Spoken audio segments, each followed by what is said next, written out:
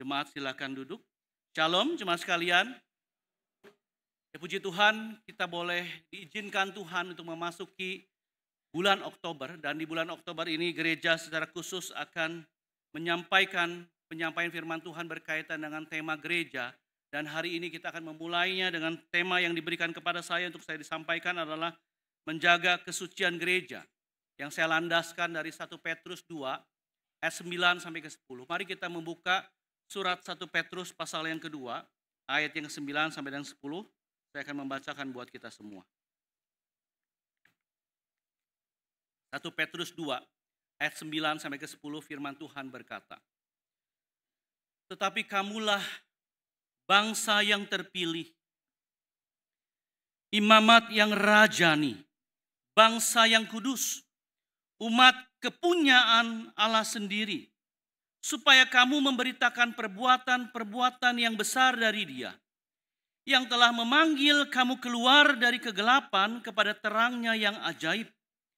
Kamu yang dahulu bukan umat Allah, tetapi yang sekarang telah menjadi umat-Nya, yang dahulu tidak dikasihani, tetapi yang sekarang telah beroleh belas kasih." Saudara, kalimat Dia yang telah memanggil kamu keluar, kalimat memanggil kamu keluar itu berasal dari kata eklesia, yang kemudian kita kenal dengan gereja. Jadi gereja adalah sekumpulan umat yang dipanggil keluar dari kegelapan kepada terangnya yang ajaib. Saudara, kalau kita rajin setia hadir di gereja di tempat ini, pasti di dalam setiap minggunya kita menaikkan sebuah pengakuan. Ya, dan salah satu bunyi pengakuan yang ada di akhir itu berbunyi, "Aku percaya kepada gereja yang kudus dan am, persekutuan orang kudus." So, kalimat ini sering kita ucapkan setiap minggu. Tapi pertanyaannya, apakah kita sungguh-sungguh mengerti apa maknanya? Apa maknanya gereja yang kudus? Apa maknanya persekutuan orang kudus? Dan kalau kita mengerti secara kognitif, apakah kita benar-benar hidup sesuai dengan pengakuan tersebut? Terus setiap kali kita mengucapkan aku percaya kepada gereja yang kudus dan am, kita sedang menyatakan keyakinan bahwa gereja itu adalah milik Allah. Gereja dipanggil untuk hidup kudus dan bersatu dengan seluruh umat di seluruh dunia. Dan hari ini kita juga akan mengadakan perjamuan kudus internasional. Perjamuan kudus bersama-sama dengan seluruh dunia.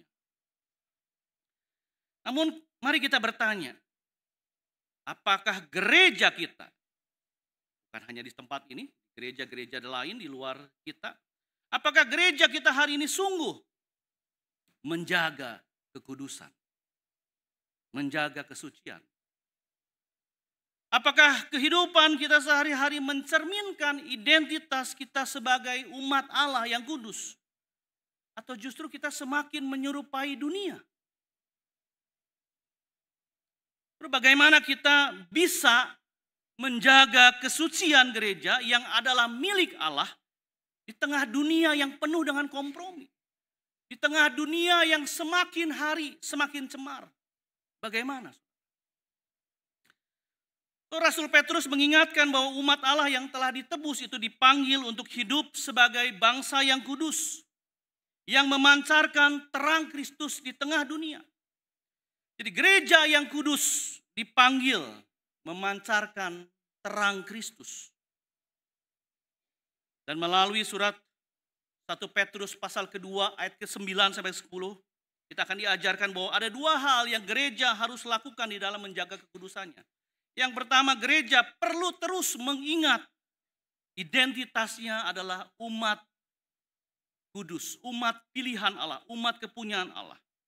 Dan yang kedua, gereja harus menjalankan panggilannya, itu memancarkan terang Kristus. Mengingat identitasnya, menjalankan kehidupan sesuai identitasnya, dan memberitakan perbuatan-perbuatan besar Allah. Rasul Petrus berkata, tetapi kamulah bangsa yang terpilih, imamat yang rajani, bangsa yang kudus, umat kepunyaan Allah. Empat frase ini, bangsa yang terpilih, imamat yang rajani, bangsa yang kudus, umat kepunyaan Allah, ini adalah deskripsi tentang gereja. Deskripsi tentang gereja ini menjelaskan identitas kita sebagai umat yang sudah mengalami keselamatan di dalam Kristus Yesus. Jadi Rasul berkata, di bawah kolong langit ini tidak ada keselamatan selain di dalam nama Yesus Kristus. Dan 4 deskripsi tentang gereja yang Rasul Petrus sampaikan ini sebenarnya merupakan ungkapan-ungkapan perjanjian lama. Dan Rasul Petrus adalah orang Yahudi. Jadi ketika dia berkhotbah, ketika dia mengajar, kerangka pikirnya, kerangka teologinya adalah kerangka teologi ajaran yang berkait dengan ajaran Allah yang diajarkan di perjanjian lama. Jadi 4 deskripsi tentang gereja yang Rasul Petrus sampaikan merupakan ungkapan-ungkapan perjanjian lama tentang penebusan Allah terhadap umat Israel. Di dalam perjanjian lama, Allah adalah juru selamat yang menebus Israel dari perbudakan di Mesir dan juga dari pembuangan di Babilonia. Dan di dalam studi biblika, pembebasan Israel dari perbudakan di Mesir, dari pembuangan di Babilonia adalah sebuah tipologi atau bayangan dari pembebasan yang lebih besar yang dicapai oleh Yesus Kristus. Yaitu pembebasan umat Allah dari kegelapan menuju terang. Kitab Keluaran mengajarkan kita bagaimana Allah membebaskan bangsa Israel dari perbudakan di Mesir. Dan di dalam perjanjian baru kita belajar, kita mengimani bahwa Yesus membebaskan kita dari perbudakan dosa. Dari kegelapan menuju terangnya yang ada. Sebagaimana Israel di perjanjian lama itu disebut sebagai umat pilihan Allah. Dan sekarang Rasul Petrus menerapkannya kepada gereja sebagai Israel rohani. Yaitu orang Kristen adalah umat pilihan. Dan ia menjadi milik Allah lewat kelahiran secara rohani melalui kelahiran baru. Lewat karya Roh Kudus melalui Yesus Kristus. Yang pertama, gereja adalah umat pilihan Allah. Kalimat kamulah bangsa yang terpilih itu menegaskan bahwa pemilihan Allah atas diri kita itu sifatnya anugerah. Bukan prestasi. Bukan karena kita lebih baik dari orang lain. Bukan karena kita lebih saleh dari orang lain. Kemudian Allah memilih kita. Bukan. Bukan karena prestasi. Allah memilih kita semata-mata karena anugerah. Jadi keselamatan adalah murni karya Allah semata. Oleh sebab itu iman yang benar menolak kesombongan rohani. Bahwa kita diselamatkan itu karena kita baik, bukan. Iman yang sejati menolak kesombongan rohani bahwa kita diselamatkan karena usaha kita sendiri. Jadi di satu sisi identitas sebagai umat pilihan adalah sebuah pilihan yang memberikan kita sebuah kepastian. Memberikan kita sebuah kepercayaan diri, kita diberikan martabat rohani, kita dipilih oleh Allah. Kita berharga karena dipilih oleh Allah. Tapi di sisi yang lain kita juga diingatkan untuk memiliki hati penuh dengan ucapan syukur dan selalu harus rendah hati. Kenapa? Karena kita dipilih Allah bukan karena kita layak, bukan. Tetapi karena anugerahnya semata. Bukan karena kita lebih pandai, bukan karena kita lebih kaya, bukan karena kita lebih saleh, bukan. Semata-mata karena Allah beranugerah kepada kita. Oleh karena itu identitas ini seharusnya menumbuhkan kasih. Bukan kesombongan rohani, khususnya kepada orang-orang yang belum mengenal Yesus Kristus. Kita tidak boleh mengkafir-kafirkan orang, tapi justru kita harus memberitakan tentang kasih Kristus kepada mereka. Yang kedua, gereja juga dideskripsikan sebagai imamat yang rajani. Jadi di sini ada dua identitas, imam dan raja. Bagi pembaca saat itu, khususnya pembaca Yahudi, jadi Rasul Petrus itu melayani di sebuah gereja yang multi etnis. Ada orang Yahudi, ada orang non-Yahudi. Dan bagi pembaca Yahudi, menjadi bagian dari keluarga kerajaan itu hal yang mustahil. Mustahil seorang bisa menjadi keluarga kerajaan, khususnya dalam konteks ini aja, menjadi keluarga kerajaan Daud. Menjadi warga kerajaan hanya bisa terjadi kalau mereka keturunan sang raja. Demikian juga bagi orang-orang Kristen non-Yahudi, mereka tidak mungkin bisa menjadi anggota keluarga kekaisaran Romawi kalau bukan keturunan. Jadi mereka tidak bisa menjangkau untuk menjadi anggota keluarga baik dari garis keturunan kerajaan Yahudi maupun garis keturunan kekaisaran Romawi. Namun berita Injilnya atau berita baiknya di dalam Kristus, kata Petrus, orang-orang percaya diadopsi menjadi anggota keluarga kerajaan Allah. Jadi ringkasnya begini, karena Yesus itu adalah raja, maka orang-orang yang percaya kepadanya disebut pewaris kerajaan Allah. Yaitu dinyatakan oleh Yohanes pasal pertama ayat 12. Tetapi semua orang yang menerimanya diberinya kuasa supaya menjadi anak-anak Allah. Itu mereka yang percaya di dalam nama Kristus.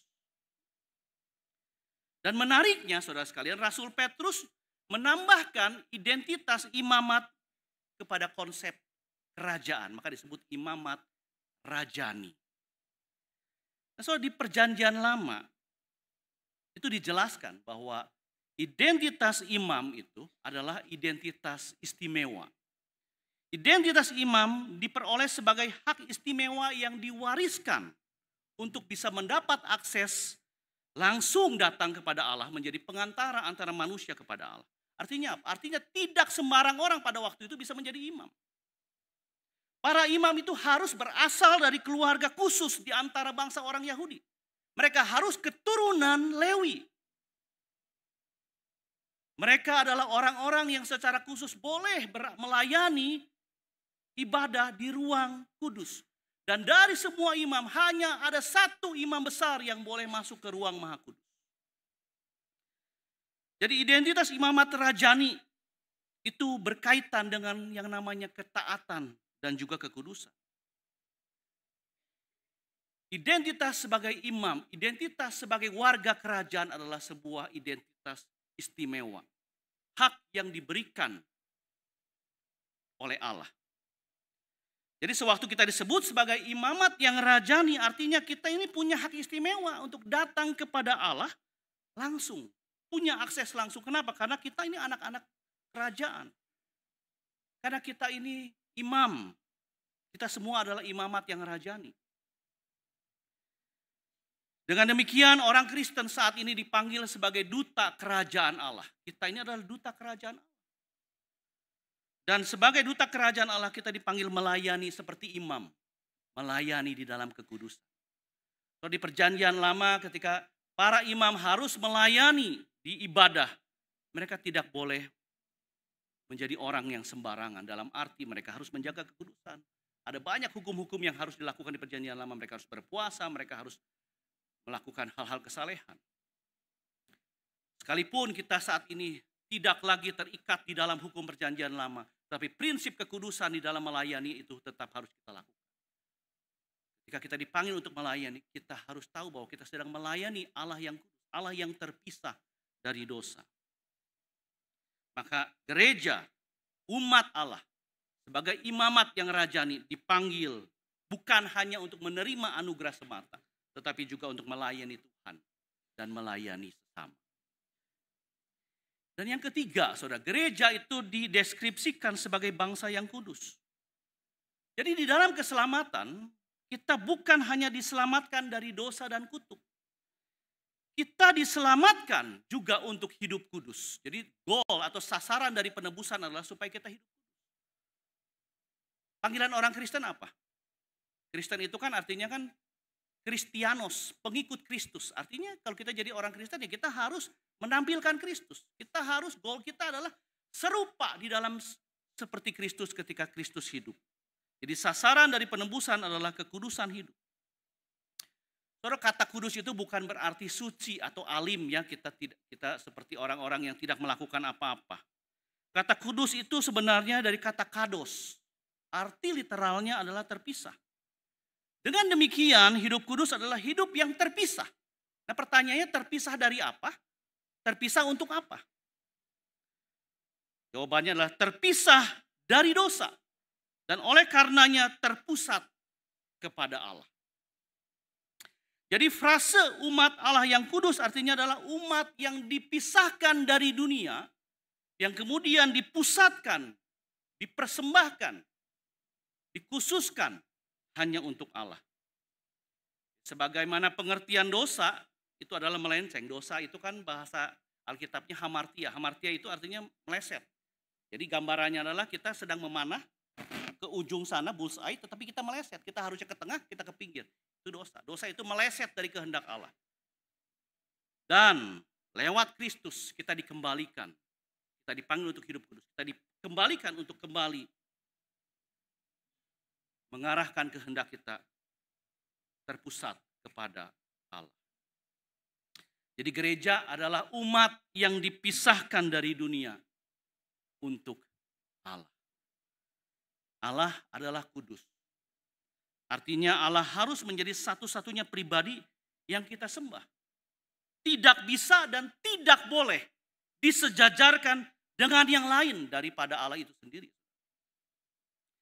Orang-orang Kristen di abad pertama itu dianiaya, dikucilkan oleh Romawi itu bukan semata-mata karena mereka menyembah Yesus, bukan.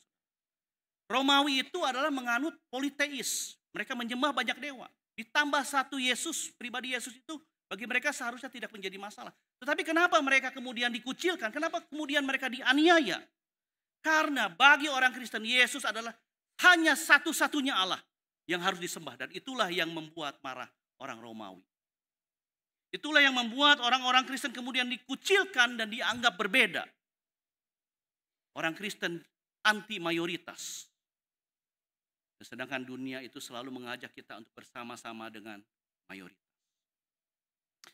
Oleh sebab itu kekudusan sebenarnya lahir dari kasih kita kepada Allah. Kekudusan bukan sekedar ketaatan kepada hukum-hukum tertentu, aturan-aturan tertentu yang bersifat legalistis.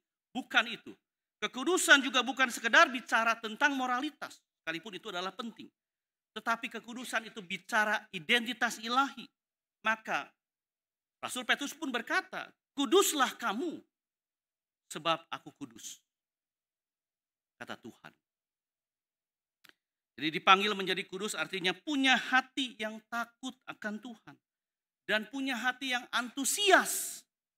Punya dorongan yang menggebu-gebu ingin menyenangkan Tuhan. Kekudusan lahir bukan karena keterpaksaan. Kekudusan lahir karena kita cinta kepada Allah. Dan yang keempat, saudara, gereja juga dideskripsikan sebagai umat kepunyaan Allah. Artinya gereja bukan sekedar organisasi sosial. Gereja bukan paguyuban antara gereja-gereja yang dikumpulkan menjadi satu. Gereja bukan perkumpulan manusia, tetapi komunitas rohani milik Allah. Kata kuncinya adalah milik Allah. Umat Allah yang kudus yang dipisahkan dari dunia untuk menjadi milik Allah. Gereja milik Allah ditebus dengan darah Kristus. Jadi identitas ini menegaskan kepemilikan ganda, saudara. Kita diciptakan oleh Allah. Kemudian kita jatuh dalam dosa, tetapi kita kemudian ditebus kembali oleh Kristus. Identitas ini menegaskan bahwa kita bukan milik kita sendiri, tapi milik Allah. Ketika kita ditebus oleh Tuhan, kita bukan lagi milik kita sendiri. Apapun yang ada dalam diri kita, termasuk segala hal yang kita miliki, istri dan anak-anak, itu punya Tuhan. Diberikan oleh Tuhan. Dan itu punya Tuhan. Maka kebenaran ini seharusnya membuat hati kita gentar. Tapi juga merasa aman. Karena kita dimiliki oleh Tuhan.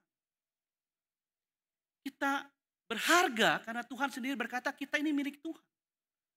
Melahirkan rasa syukur, kesetiaan, serta kerinduan untuk mau dekat dengan Tuhan. Saudara, kalau kita punya papa, punya orang tua yang mengasihi kita, yang mengatakan kepada kita, engkau adalah milikku yang kukasihi. Bagaimana rasanya kita sebagai seorang anak? Kita sangat senang sekali. Dan demikianlah saudara ketika kita disebut sebagai milik Tuhan. maka kita juga harus antusias menyenangkan hati Tuhan. Saudara, 4 deskripsi tadi adalah identitas gereja. Kesucian gereja akan terjaga sewaktu umat Allah mau menjalankan kehidupannya itu selaras dengan identitasnya sebagai umat Allah yang kudus, yang mau taat, setia kepada kehendak Tuhan, penuh kasih, rendah hati, hidup dengan ucapan syukur, dan berbeda dari dunia. Berbeda. Menjadi berbeda tidak mudah, tetapi mungkin. Saudara, kalau saudara lihat ini adalah iPhone 17 Pro Max, saudara ya. Jadi saat ini sebenarnya dunia smartphone, kalau saudara melihat di platform-platform media sosial, di YouTube, di TikTok, atau di Instagram, dimanapun, di Facebook, saat ini dunia itu sedang hype dengan munculnya iPhone seri iPhone terbaru, iPhone 17 Pro Max. Ya, iPhone ini belum keluar, keluarnya nanti. Harus pre-order. Keluarnya tanggal 20, katanya sih nanti keluarnya 24 Oktober. Maka saya ingin sampaikan di sini, saudara. Saingannya sudah ada, saudara ya. Xiaomi 17 Pro Max yang jauh lebih baik, tapi harganya berbeda, saudara ya. Saya bukan promosi ya. Tetapi yang saya ingin sampaikan adalah fenomena iPhone, saudara. Saudara, kemunculan produk yang baru setiap tahun seperti smartphone, laptop, tablet, atau mobil, atau motor, atau apapun, perangkat-perangkat baru, itu kemudian melahirkan sebuah konsep yang disebut upgrade culture. Budaya yang selalu ingin mengupgrade. Di mana konsumen itu kemudian terdorong ingin mengganti perangkat lama dengan model yang paling baru setiap tahun. Walaupun sebenarnya katanya secara fungsi belum tentu berbeda jauh. iPhone ini konon katanya hanya memindahkan kamera, saudara katanya. iPhone itu kan kualitasnya baik ya, nggak mungkin dia setiap tahun ganti karena ada barang yang rusak. Tetapi industri harus berjalan, saudara. Nah, seorang sosiolog digital menyebut tren upgrade perangkat bukan lagi berbicara tentang kebutuhan. Tetapi karena didorong oleh faktor upgrade status sosial. Bicara tentang identitas. Ya. Jadi identitas kita itu ditentukan dari apa yang kita gunakan. Apa yang kita pakai. Waktu zaman saya pemuda, saudara, itu sepatu Nike Air Jordan itu menjadi salah satu ukuran status sosial pada waktu itu. Waduh, kalau orang pakai sepatu Nike itu kerennya luar biasa. Dan itu membuat kita terdorong, saya juga harus menjadi keren. Dengan caranya, dengan pakai sepatu Nike Air Jordan. Dan pada saat ini iPhone itu bagi sebagian orang dianggap bukan sekedar ponsel. Saudara, saya menggunakan kategori ilustrasi iPhone ini karena ini merupakan salah satu yang cukup fenomenal saat ini. Khususnya kemunculan iPhone 17 Pro Max ini sangat fenomenal. Ya kalau kita punya iPhone kita harus bersyukur. Tetapi yang saya ingin sampaikan di sini adalah fenomenanya, saudara ya. Jadi di Indonesia fenomena ini terlihat jelas dengan tingginya pre-order. Meski katanya harga iPhone ini harganya itu nggak masuk akal kalau dibandingkan dengan kompetitornya dari China, saudara ya. Jadi iPhone bagi sebagian orang bukan lagi sebagai handphone. Digunakan sebagai alat komunikasi, tetapi menjadi simbol gaya hidup modern yang prestisius. Nah, bahkan beberapa tahun yang lalu ada orang yang rela menginap di depan mall supaya besoknya pas toko buka itu bisa menjadi orang yang paling pertama. Nah, ini salah satu fenomena yang muncul, saudara. Karena orang itu ingin punya iPhone Pro Max, ingin menjadi yang terdahulu. iPhone-nya itu mungkin dia mereknya Redmi mungkin ya. Tapi dia skin, pakai stiker Oracle yang buat mobil sepertinya. Kemudian ini di India, saudara ya. Itu dilapisi dengan stiker orange. Wah, dibuat sedemikian rupa supaya kelihatan ini iPhone 17 Pro Max. Orang lain belum punya, gue udah punya. Saudara. Kemudian ada orang yang rela antri, rela jual ginjal, saudara. Cuma supaya bisa punya iPhone 17 Pro Max. Ya, ada orang yang menginap di depan mall supaya besoknya pas toko buka mereka tidak FOMO. Fear out of missing out. Fear out missing. Ya, supaya nggak ketinggalan. Bahkan saking powerfulnya dalam mendongkrak status sosial, handphone flagship bukan hanya iPhone, itu menjadi laku, menjadi barang sewaan. Jadi Jadi akhirnya ada orang-orang yang membuka bisnis penyewaan handphone flagship, khususnya ketika musim liburan. Supaya orang-orang ketika pulang kampung mereka bisa punya flagship sebagai orang yang sukses. Saudara, saya ingin menyampaikan fenomena ini inilah yang terjadi kalau kita mencari identitas, rasa aman, rasa diterima lewat budaya yang ditawarkan oleh dunia. Sebagai milik kepunyaan Tuhan, sebagai anak-anak Tuhan, kita dipanggil memang untuk berbeda dari dunia. Kita tidak tersedot sehingga kita larut di dalam budaya. Hidup berbeda adalah panggilan. Hidup berbeda bukan artinya kita memakai pakaian yang berbeda, yang rapih, yang saleh, yang serba putih, yang tidak kotor. Atau hidup berbeda juga bukan berarti kita tinggal di komunitas yang terisolasi, yang tidak mau kenal dengan dunia. Tidak. Karena kita dipanggil untuk menjadi pengaruh di tengah dunia ini. Tetapi hidup berbeda itu berbicara tentang kualitas, karakter, dan prioritas hidup kita. Hidup berbeda berarti tidak mencintai hal-hal yang ditawarkan oleh sistem dunia, sistem kosmos. Seperti apa, saudara? Seperti yang dikatakan oleh Rasul Yohanes di 1 Yohanes 2 ayat 15 sampai 16. Kesombongan hidup, keinginan mata, dan keinginan daging. Hidup berbeda berarti tidak lagi mengikuti standar etika, moralitas atau tujuan hidup yang populer di dunia ini, pragmatis. Yang penting hasilnya dapat, prosesnya bagaimana saya tidak peduli. Menjadi liberal, bebas sebebas-bebasnya. Ataupun menjadi individualis. Terus di dalam dunia ini sebenarnya ada dua keinginan yang sangat populer. Tahu nggak saudara apa keinginan itu? Ada dua keinginan yang sangat populer dan sangat manusiawi sebenarnya. Yang pertama adalah keinginan apa? Ingin kaya. Yang kedua ingin terkenal. Ingin kaya ya, itu sah dong, itu manusiawi. Kita boleh punya keinginan. Ingin sukses itu tentu saja juga boleh. Sekali lagi kita dipanggil untuk memberikan pengaruh. Dan dengan kesuksesan kita bisa memberikan pengaruh ke Kristen. Tetapi yang menjadi problemnya adalah kalau kemudian karena terobsesi dengan dua keinginan tersebut, seseorang bisa punya prinsip yang sangat-sangat duniawi, saudara. Yang penting kaya, yang penting terkenal, yang penting nomor satu. Tidak peduli caranya melanggar hukum atau tidak, melukai orang atau tidak, saya tidak peduli. Bukankah ini realitas yang terjadi di negara kita? Dengan banyaknya koruptor-koruptor yang begitu polosnya, dalam tanda kutip ya, merampok uang rakyat. Free sex, pornografi, judi online, mabuk-mabukan, flexing. Selama saya nggak mengganggu kalian, kenapa saya harus peduli? Saudara, inilah budaya zaman sekarang. Dunia ini semakin hari semakin cemar. Sebaliknya, saudara, di dalam iman Kristen, hidup berbeda berarti mengikuti standar Kristus. Kenapa Kristus dilecehkan? Kenapa Kristus ditolak?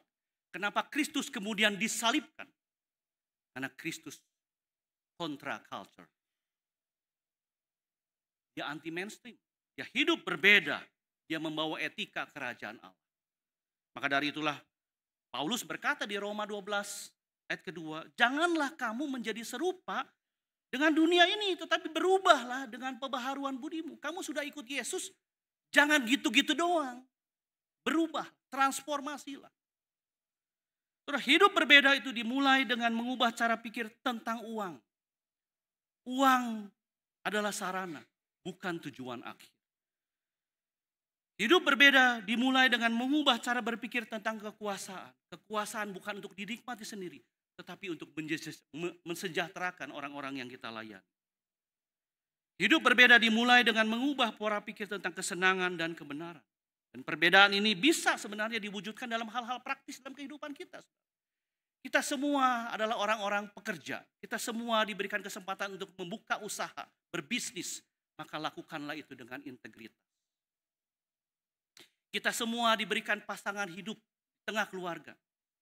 Bagaimana kita hidup berbeda dari dunia? Setia kepada pasangan di dalam pernikahan. Ketika di luar sana begitu banyak orang selingkuh, cerai dan cerai, kita tunjukkan kehidupan Kristen yang berbeda. Setia kepada pasangan.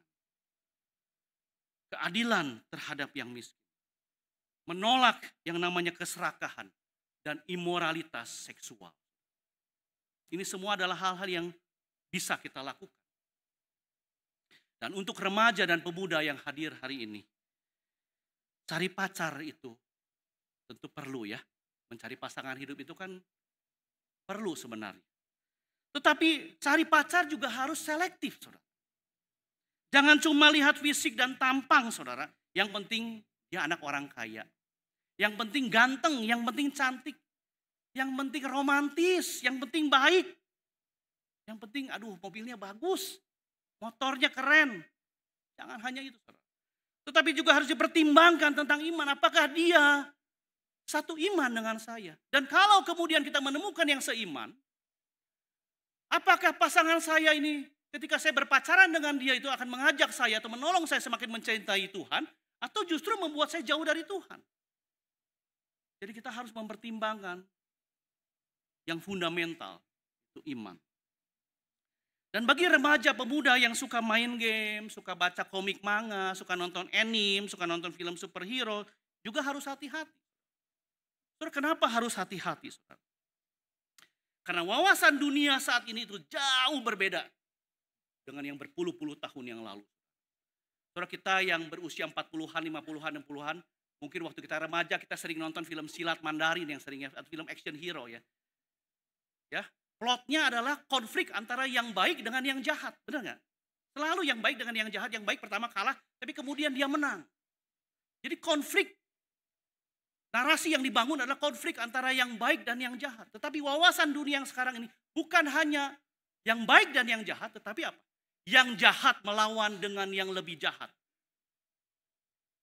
Coba lihat, perhatikan film-film zaman sekarang, film-film Korea sekarang, film-film apapun lah. Wawasan dunianya sudah berbeda. Maka ada yang namanya tokoh pahlawan yang disebut dengan anti-hero. Bukan lagi hero. Hero itu tidak harus selalu orang baik. Orang jahat juga bisa jadi pahlawan. Nah, inilah yang sedang disampaikan oleh dunia, saudara. Hulk, siapa yang tidak kenal Hulk? Hulk adalah tokoh dari Avengers. Avengers itu kan pembela kebenaran, tetapi Hulk itu siapa? Hulk itu sebenarnya monster. Dia anti-hero. Deadpool. Deadpool itu bagian dari X-Men. Ya. Pahlawan yang membasmi kejahatan, tetapi melakukannya dengan cara yang jahat. Kalau saudara nonton filmnya kan vulgar, saudara memotong kepala dan sebagainya, saudara melakukan hal-hal yang dinormalisasikan. Kemudian ada komik yang namanya Spawn. Komik ini cukup populer sekali pada masanya. Spawn ini siapa? Spawn ini adalah agen CIA yang kemudian mati, yang kemudian membuat perjanjian dengan iblis dan diutus kemudian untuk melawan setan-setan yang kabur. Jadi Spawn ini pahlawan sebenarnya, tetapi dia karakternya jahat, villain. Hellboy, ini gabungan antara manusia dengan iblis. Kalau kita main game juga kita bisa pilih, kita ambil tokoh utamanya, protagonisnya ini orang baik atau orang jahat, itu kita bebas sekarang. Dan ini sangat-sangat memborbardir dunia digital dalam bentuk game, anime, dan sebagainya. Misalkan satu lagi ada game namanya Grand Theft Auto. Ini game yang sangat terkenal sebenarnya. Game ini mengajarkan kita mencuri mobil. Saudara, main game itu tentu saja boleh. Ya, anak-anak muda tentu saja boleh untuk mengisi waktu luang sebagai bentuk hiburan. Tetapi harus hati-hati. Kenapa? Karena ada begitu banyak prinsip-prinsip dunia yang dimasukkan. Menormalisasi kekerasan. Menang dengan cara membunuh. Menang dengan cara curang. Maka di Tokopedia ada dijual cheat supaya kita bisa naik level dengan instan, saudara. Enggak harus melakukan dengan normal, tetapi kita bisa kalau mau naik level cepat bisa beli, saudara. Diajarkan bagaimana mencapai sasaran dengan sangat-sangat instan dengan cara yang di luar etika. Jadi baca komik, nonton film boleh saja untuk mengisi waktu kosong. Main game boleh saja untuk hiburan. Tetapi hati-hati dengan prinsip-prinsip dunia yang tokoh utamanya adalah kegelapan. Yang mementingkan kemenangan dan kemudian mengabaikan kebenaran.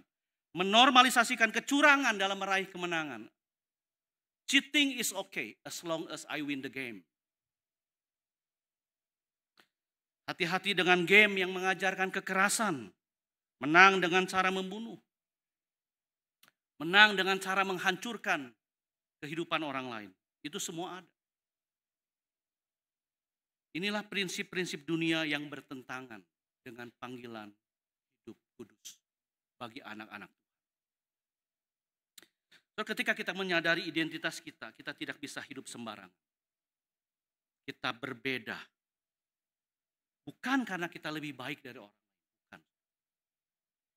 Tapi karena Allah telah memilih kita dan menebus kita dengan darah Kristus.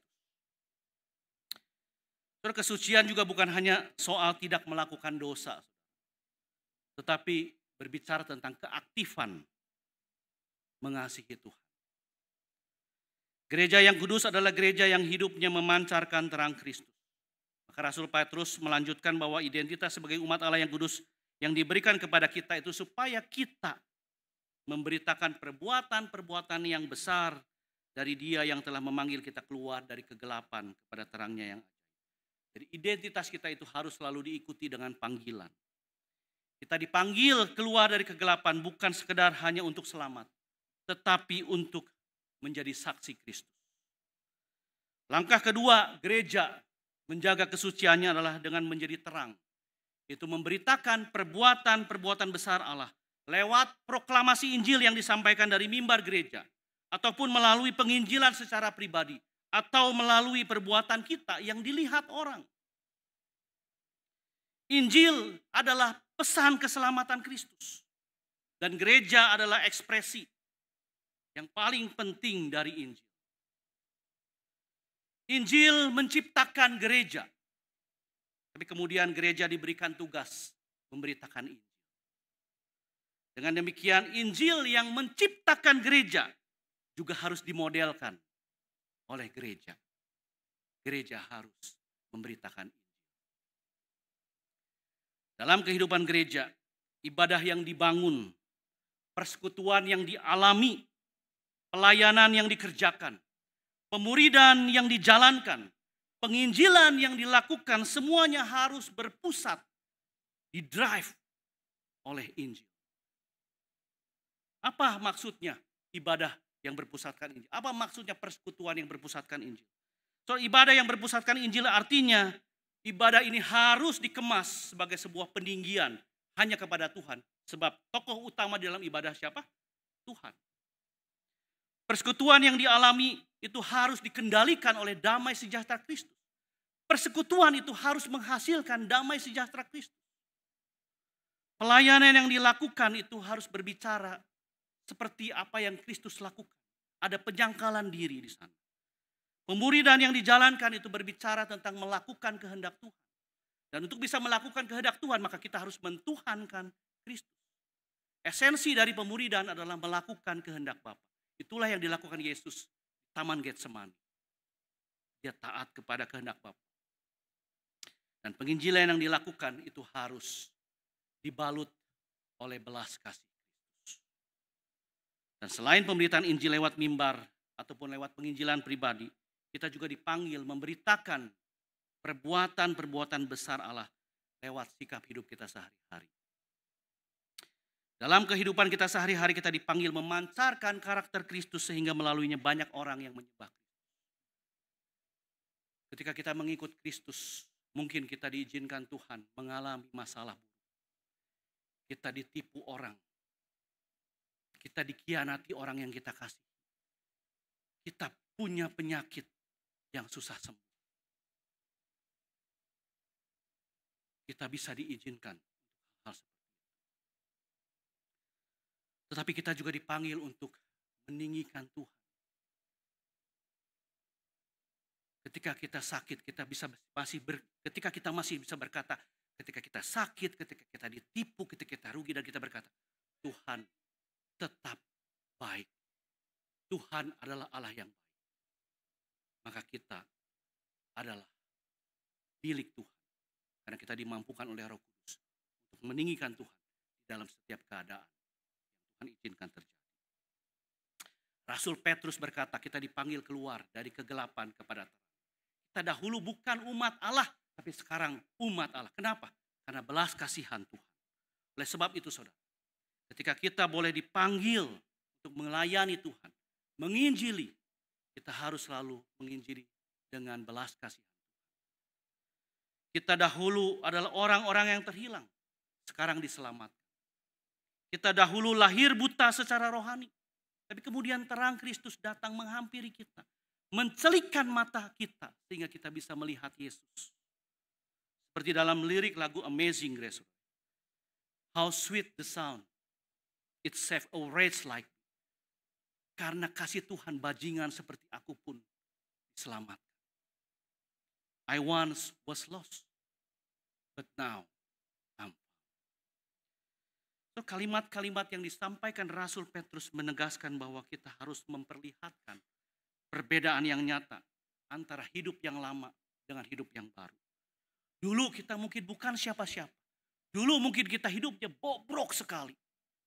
Tapi kita harus mengimani bahwa ketika Kristus melahirkan kita kembali, melahirkan baru, kita menjadi ciptaan yang baru, kita hidup dipanggil untuk memancarkan Kristus. Dan karena belas kasihan Allah kita menjadi umat. Itu berarti kita tidak boleh kembali hidup dalam cara hidup lama yang kotor. Sekarang kita harus dikuasai Roh Kudus sehingga kita dimampukan memancarkan karakter Kristus. Dan mungkin ada di antara remaja yang kemudian bertanya dalam hati, bagaimana caranya Pak memancarkan karakter Kristus? Kan Kristus itu Tuhan, Kristus itu Allah. Betul, kita tidak bisa mengimitasi kealahan Kristus. Kita tidak bisa mengimitasi ketuhanan Kristus. Tapi kita bisa mengimitasi kemanusiaan Kristus dan kehidupan pelayanan. Yesus adalah seorang yang rendah hati. Maka kita juga harus rendah hati. Dengan mendahulukan kepentingan orang lain daripada kepentingan kita. Yesus mengasihi orang berdosa. Kita juga harus mengasihi sesama kita. Yesus taat kepada kehendak Bapa, kita juga harus taat kepada firman Tuhan. Yesus membenci dosa, kita juga harus membenci dosa. Kita harus menjaga kekudusan dengan memisahkan diri kita dari dosa-dosa duniawi. Itulah memancarkan karakter. So, hidup ini adalah ladang misi yang sesungguhnya. Rumah kita adalah ladang misi. Tempat kerja kita adalah ladang misi. Sekolah, kampus kita adalah ladang misi. Dimanapun dan kapanpun kita bisa menceritakan perbuatan-perbuatan besar Allah yang telah menyelamatkan kita.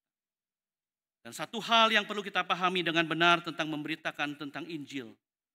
Memberitakan Injil tidak sama dengan menjadikan seorang Kristen. Memberitakan Injil adalah menceritakan tentang karya Yesus Kristus yang sudah menyelamatkan kita. Yang sudah mengubah kita. Apakah orang yang kita beritakan Injil kemudian percaya atau tidak, itu adalah hak prerogatif Tuhan. Itu karya dari Roh Kudus. Maka ingatlah pesan firman Tuhan hari ini.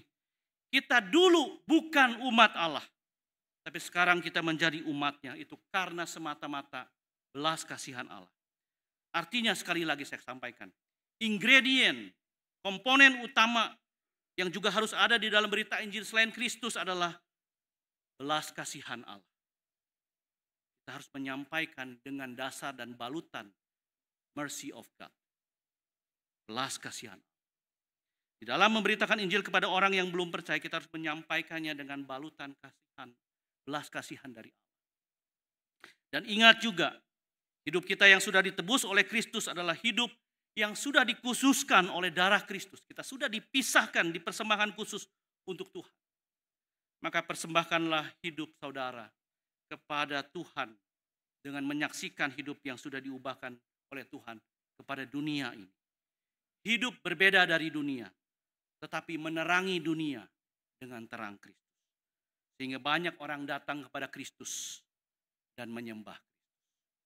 Biarlah firman Tuhan ini menjadi kekuatan bagi kita, agar kita senantiasa hidup terpisah dari dosa dan terpusat kepada Kristus. Mari kita berdoa.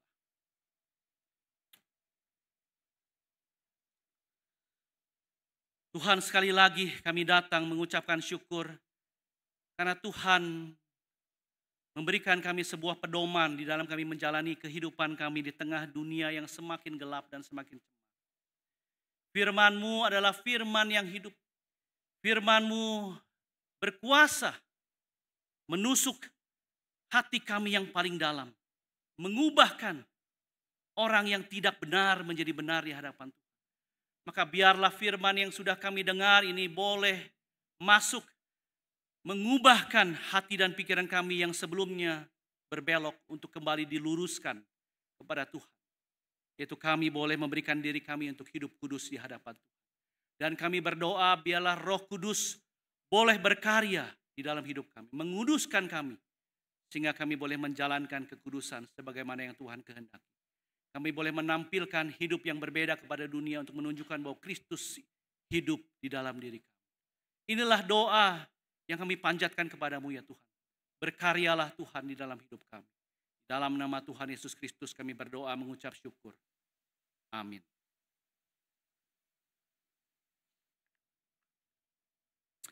Jemaat sekalian, setiap minggu pertama di bulan Oktober seperti hari ini, kita akan mengadakan perjamuan kudus internasional atau World Communion Sunday. Di minggu pertama Oktober, seluruh umat Kristen di seluruh dunia diingatkan bahwa meskipun mereka merayakan perjamuan kudus di gereja, di negara, dan dengan bahasa yang berbeda, mereka semua makan dari satu roti dan minum dari satu cawan yang melambangkan satu tubuh Kristus. Oleh sebab itu, sebelum kita masuk di dalam perjamuan Tuhan, mari kita mempersiapkan diri kita. Mari kita sambut perjamuan kudus dengan mempersiapkan diri dengan menaikkan Tuhan penebus. Mari kita nyatakan lewat lirik lagu ini. Betapa besar mulia kasih-Mu Tuhan. Karena Engkau mengorbankan hidupmu untuk menyelamatkan Tuhan penebusku.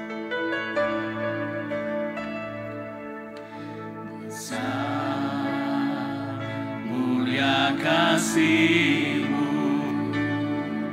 Kau korbankan hidup-Mu, curahkan darah-Mu sebagai ganti hidupku. Kau berikan harapan. Kau berikan harapan dalam kesesakan. di dalam kesesakan.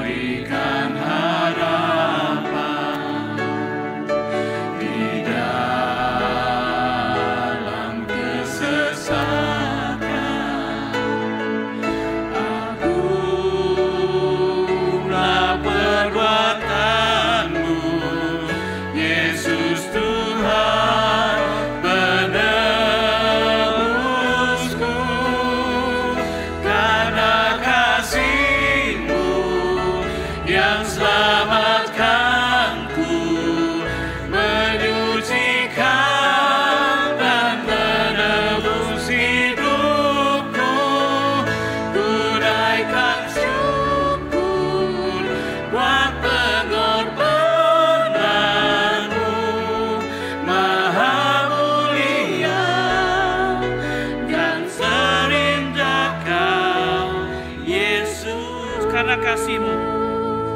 Karena kasih-Mu yang selamatkanku, menyucikan dan menebus hidupku. Tunaikan syukur buat pengorbananmu, Maha mulia dan terindah Kau, Yesus.